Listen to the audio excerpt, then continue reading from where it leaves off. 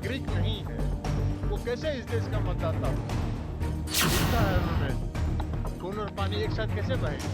देश आज स्वतंत्रता दिवस मना रहा है और ऐसे में लाल किले की प्राचीर से जिस तरीके से नरेंद्र मोदी ने तमाम सारी बातों का जिक्र किया और ये कहते हुए भी दिखाई दिए कि किस तरीके से आतंकी हमलों के बाद हमने कठोर कदम उठाए और ऐसे में उसी बयान को लेकर अब केंद्रीय मंत्री ललन सिंह का भी बयान आया है। चूंकि हमने देखा था इसी साल बीते कुछ महीने पहले किस तरीके से पहलगाम में आतंकी हमला हुआ और उसके बाद भारत ने भी कठोर कदम उठाते हुए पानी बंद कर दिया। लेकिन ऐसे में जब जिक्र एक बार फिर आज होता है ऐसे मौके पे, जब देश अपनी आजादी के गौरव गाथा को देख रहा है, गा रहा है, सुन रहा है और उत्साह के माहौल में, तो फिर एक बार फिर से जिक्र करना बनता है कि आखिर इस पूरे घटनाक्रम में क्या क्या चीजें हुई थी। और आपको बता दें, केंद्रीय मंत्री ललन सिंह ने प्रधानमंत्री नरेंद्र मोदी के उस बयान का समर्थन किया है जिसमें उन्होंने कहा था कि खून और पानी एक साथ नहीं बह सकते।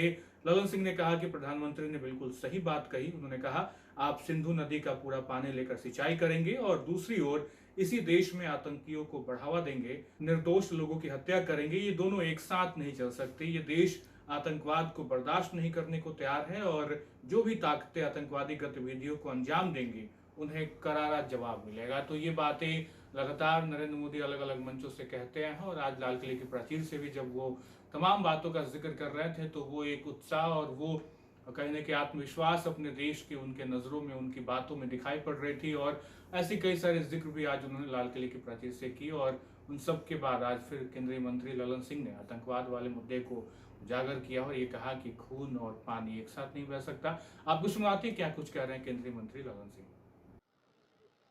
पीएम मोदी ने कहा है खून और पानी एक साथ नहीं बह सकते। घुसपैठियों को खत्म करने की बातें कही। ठीक कहा है उन्होंने, खून और पानी एक साथ कैसे बहेगा?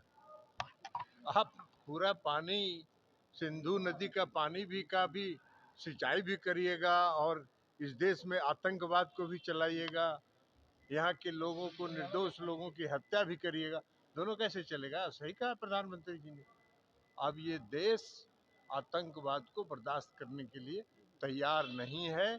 आतंकवादी गतिविधि जो भी चलाएंगे, जिस धरती से चलेगा उस धरती पर करारा जवाब दिया जाएगा। राहुल गांधी है वो बिहार आ रहे हैं, उनको घूमने दीजिए, यात्रा करने दीजिए। संविधान लेके कुछ दिन पहले घूमते थे। संविधान में क्या लिखा हुआ? आप सुप्रीम कोर्ट ने कह दिया ना, सुप्रीम कोर्ट ने भी कहा ना। तो अब आप बताइए कि जो इस देश का नागरिक नहीं है वो कैसे इस देश का मतदाता हो सकता है? नहीं हो सकता है। तो जो भी नागरिक हैं इस देश के, उनको साबित करना होगा, प्रमाणित करना होगा कि वो इस देश के नागरिक हैं और इसलिए वो मतदाता हैं।